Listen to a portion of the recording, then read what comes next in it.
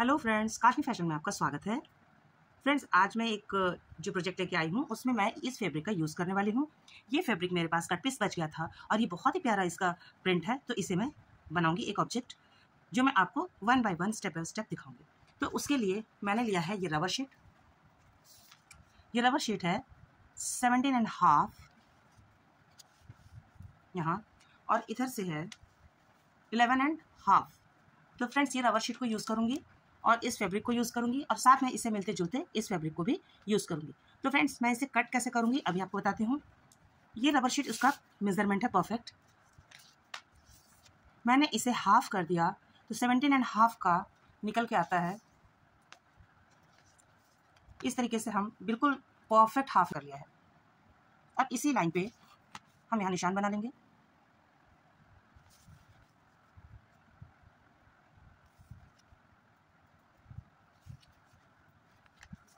यहाँ भी 1.5 इंच का मेजरमेंट लेते हैं और इधर से भी 1.5 इंच का मेजरमेंट लेते हैं। बिल्कुल जिस तरीके से पहले साइड में किया था उसी तरीके से दूसरे साइड में भी करूँगी। तो फ्रेंड्स, ये जो है इस साइड का भी रेडी हो गया। अब हम यहाँ पे इसे निशान लगा देंगे। तो फ्रेंड्स, ये हमारा मार्किंग कंप्लीट हो गया। अब ये जो है ये मार्किंग रबर शीट पे करने का क्या कारण है वो मैं बता रही हूँ, क्योंकि मुझे इसके बेस में जो मैंने आपको एक अलग कलर दिखाया ये इसका यूज़ करना है। तो फ्रेंड्स, ये 1.5 इंच जो 3 इंचेस हैं, यहाँ पे 3 इंच लिया मैंने। यहाँ भी मैंने इसी पिंक का यूज़ करना है और इससे ऊपर जो 1.5 इंच है यहाँ भी मैंने 1.5 इंच पे इसी पिंक फैब्रिक का ही यूज़ करना है। तो ये हमारा बेस बन जाएगा। बेस बनने के बाद अब हम और एक 1.5 इंच का मेजरमेंट करेंगे, क्योंकि उसी के अकॉर्डिंग हमें कपड़े को कट करना है। तो फ्रेंड्स, ये हुआ 1.5 इंच यहाँ से और ये हुआ 1.5 इंच यहाँ से। इसी तरीके से हम इसके दूसरे साइड पे यहाँ भी 1.5 इंच का मेजरमेंट इसी से कर लेंगे जो हमने पहले कर रखा है। और यहाँ से यहाँ पे अब स्केल से इसको मिला लेते हैं। ये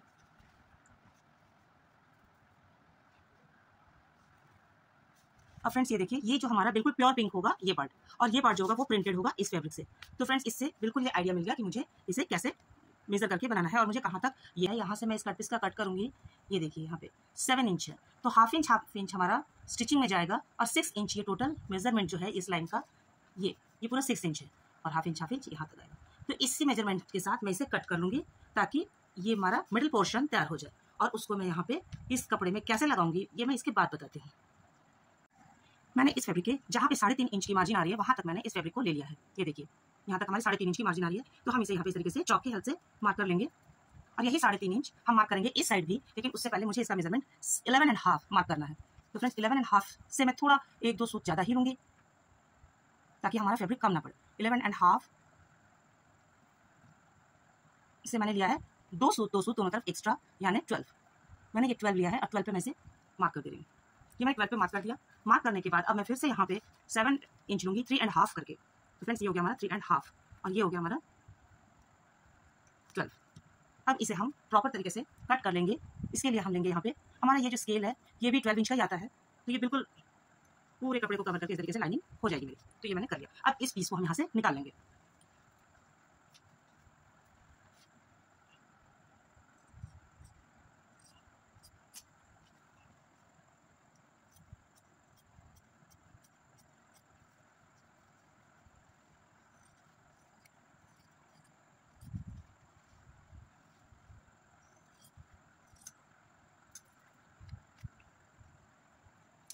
ये हमारा ये बीच का पोर्शन निकल आया। ये देखिए, बिल्कुल विजिबल है कि ये हमने यहाँ पे हाफ इंच इस तरीके से, देखिए हाफ इंच दोनों तरफ एक्स्ट्रा है और बाकी जगह कवर किया। अब जो लेफ्ट बचा है उसके लिए हम लेंगे प्रिंटेड पोर्शन। तो प्रिंटेड पोर्शन लेने के लिए हम बहुत सिंपल होगा इस बार मेजरमेंट करना, क्योंकि प्रिंटेड पोर्शन मुझे चाहिए 5.5, 5.5 सेम इधर 5.5। तो फ्रेंड्स, अब मैं इसका 5.5 करके कट करूंगी 5.5 बाय 12।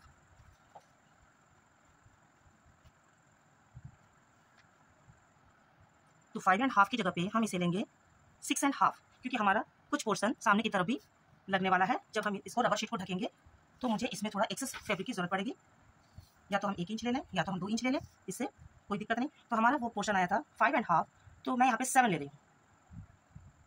7 ले रही हूँ क्योंकि मुझे यहाँ पे जो है इस पोर्शन को यहाँ लगाने के बाद इधर भी कवर कर देना होगा जहाँ तक मेरी जिप लगनी है। तो उस वक्त अगर कपड़ा कम पड़े तो फिर अच्छा नहीं लगता या फिर हम मैनेज भी नहीं कर सकते। तो ये हो गया 7.5 नहीं 7, यहाँ हो गया 12 और यहाँ हो गया 7। तो फ्रेंड्स इस तरीके से मुझे इसको अटैच करना है। तो अटैच करने के लिए मैंने इसे सेट कर लिया है।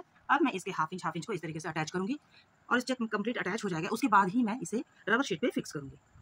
और रबर शीट पे भी मैं इस लाइन पे एक स्टिच जरूर लगाऊंगी। फ्रेंड्स जैसा मैंने आपको बताया था कि मैं इसे यहाँ अटैच कर लूँगी। अटैच करने के बाद मैंने इसे 6 इंच पर भी अटैच कर लिया है, जो मैंने यहाँ पे बनाया था मार्किंग। और मार्किंग बनाने के बाद अब ये बिल्कुल इधर से भी मैंने अटैच कर लिया है। अब इसका जो ये पार्ट है, यहाँ पे मैंने आपको बताया था कि मुझे एक फोल्ड लगाना है, जिसके लिए मैं यहाँ पर एक स्टिच डालूंगी, जिससे ये आराम से फोल्ड हो जाएगा, अदरवाइज राउंड शेप में इसका बेस बनेगा। तो मैं यहाँ से ये एक सीधी मार्किंग करके एक स्टिच लगाऊंगी और यहाँ भी एक स्टिच लगाऊंगी, यानी बीच के 3 इंच पे। और वो जो स्टिच होगा वो इस मेरे इनर वाले कपड़े को लेते हुए इसके ऊपर से लगाऊंगी। तो फ्रेंड्स वो मेरा बेस बिल्कुल अच्छे से तैयार हो जाएगा। तो अभी मैं इसके ऊपर स्टिच लगा के आपको दिखाती हूँ। फ्रेंड्स मैंने यहाँ 3 स्टिच पे देखिए एक स्टिच लगा दिया है और ये किस तरीके से फोल्ड हो गया। ये देखिए, ये बिल्कुल हमारा बेस जो है बिल्कुल हार्ड बनकर तैयार हो गया है, जिससे कि पर्स आराम से ये हमारा ऑब्जेक्ट खड़ा रह जाएगा। ये देखिए, तो बस इसी वजह से मैंने यहाँ स्टिच लगाया था, अदरवाइज इसको बिल्कुल भी बेस ना मिलता, ये राउंड शेप में रहता। तो फ्रेंड्स इसे आप अगर एक टिप के रूप में नोट कर लेते हैं तो आगे चल के आप भी ऐसा बेस बना सकते हैं। अब बाकी रह गया मेरे इधर की स्टिचिंग का। तो मैं यहाँ पे कुछ क्विल्ट डिजाइन करूँगी, जिससे कि ये फैब्रिक हमारा इस तरीके से खुला खुला ना रहे। तो मैं क्विल्ट बना के आपको दिखाती हूँ। इस पर मैंने क्विल्ट के लिए मार्किंग कर ली है। अब मैं इन पे स्टिच लगाऊंगी।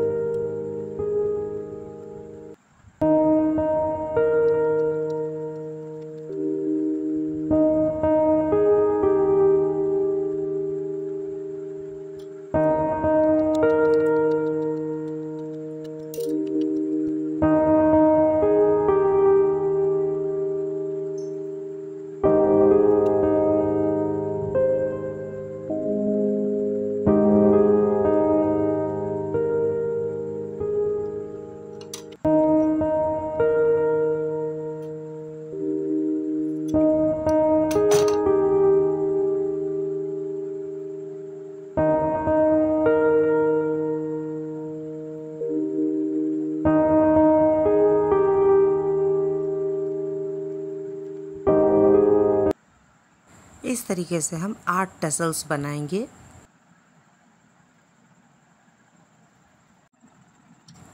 इसी रंग से मिलता जुलता एक मिरर लेस है, जो इसको बहुत ही ज़्यादा कॉम्प्लीमेंट कर रहा है।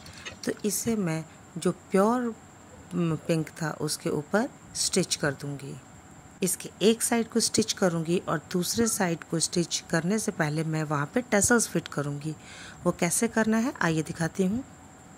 8 टसल्स को हम बराबर बराबर मेज़र करके लगा देंगे। मेज़र करने के लिए बहुत ज़्यादा कुछ नहीं करना है, आपको सेंटर मार्क करना है। 4 उस साइड 4 इस साइड लगाइए और बराबर की दूरी मेंटेन करिए और इस तरीके से बराबर बराबर से आपके 8 टसल्स लग जाएंगे। या फिर आपका पर्स छोटा है तो कम लगाइए और अगर बड़ा है तो और भी ज़्यादा लगा सकते हैं। बस सेंटर डिवाइड कर लीजिए और उसके बाद बराबर से दोनों तरफ लगा दीजिए।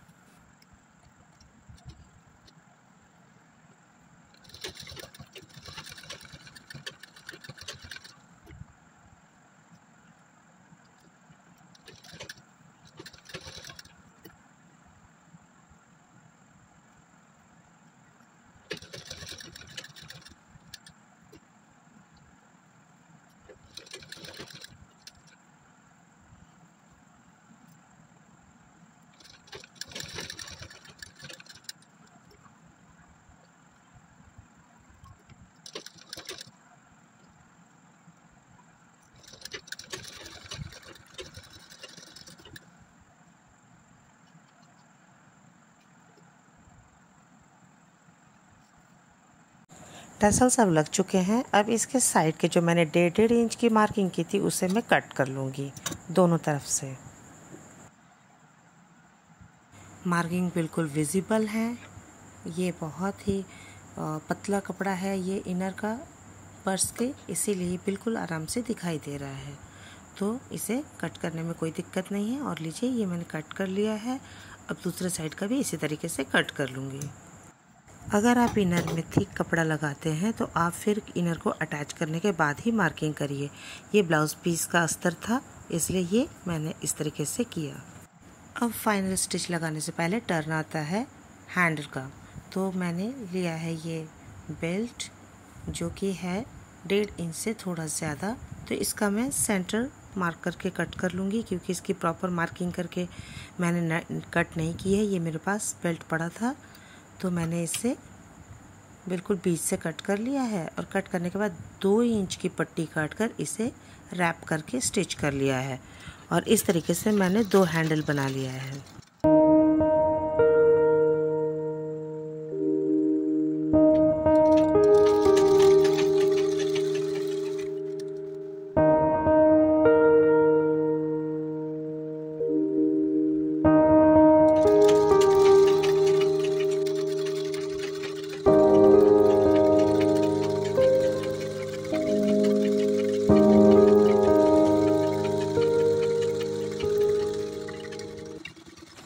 ये देखिए बेल्ट बहुत ही खूबसूरती से तैयार हो गया है और काफ़ी खूबसूरत लग रहा है। अब इसके सारे साइड के अनइवन पार्ट को कट कर लेंगे ताकि ये चारों तरफ से बराबर हो जाए। अब इसमें सबसे पहले बेल्ट लगाकर हम इसके बाहर के साइड का काम जो है वो कंप्लीट कर लेंगे। बेल्ट की मार्किंग मैंने कर ली है।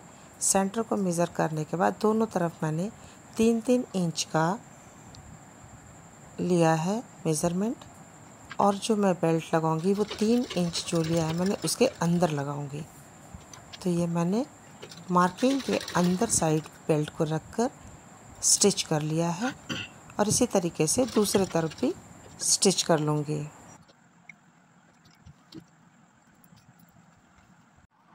अब टर्न है इसके फ्रंट को कवर करने का, जिससे हम रबर शीट और इनर वाले फैब्रिक को दबाकर ऐसे सिल देंगे जिससे कि वो खुले ना रहें। तो इसे मैंने मोड़कर तकरीबन आधे इंच का फोल्ड करके स्टिच कर लिया है, जिससे हमारा जिप लगाने वाला पार्ट बिल्कुल रेडी हो गया है। ये देखिए अब कहीं से भी ये अनइवन नहीं दिख रहा। तो अब इसमें लगाऊंगी ज़िप। ज़िप को दोनों तरफ से मैं खोल लूँगी। पहले हाफ करने के बाद दोनों तरफ ज़िप को लगा दूँगी।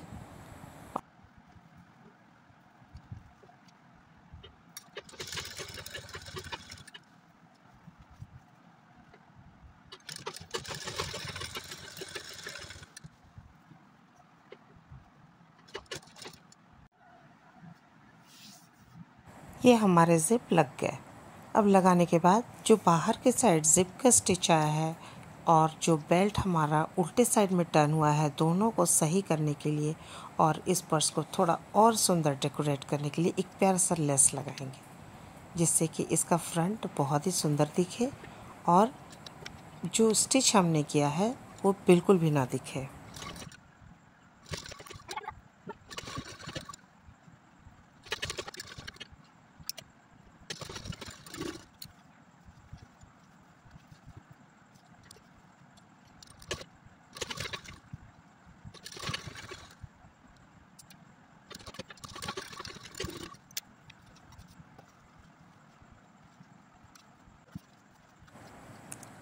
लेस लगाने के बाद सारा काम कंप्लीट हो गया बाहर का। अब हम इसके साइड को जॉइंट करेंगे और इस तरीके से जॉइंट साइड हो चुका है, पर ये पार्ट बाकी है जो हमें नीचे का बेस बनाना है।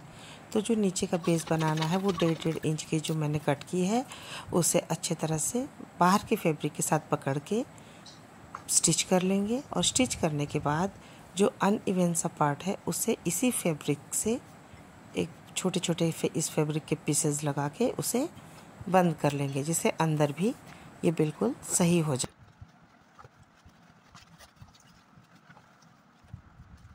अब बैग को पलट के देखते हैं कि हमारा ये बैग कैसा बना है, और जैसा हमने बनाना चाहा था बिल्कुल रेडीमेड लुक वाला वैसा बना है कि नहीं, हमारे टसल्स प्यारे लग रहे हैं कि नहीं, हमारा मिररलेस कैसा काम कर रहा है। तो फ्रेंड्स बिल्कुल तैयार हो जाइए इसका झकास शक्ल देखने के लिए। तो फ्रेंड्स ये मैंने पर्स को पलट दिया है अब इसके साइड्स को नोक जो है उसको मैं बिल्कुल शार्प चीज़ से, नुकीला किसी चीज़ से निकाल दूंगी ताकि ये बिल्कुल सफाई से सीधा हो जाए। और आपको दिखाती हूँ कि इसके अंदर भी कितनी स्पेस है और बाहर से ये कितना ब्यूटीफुल है।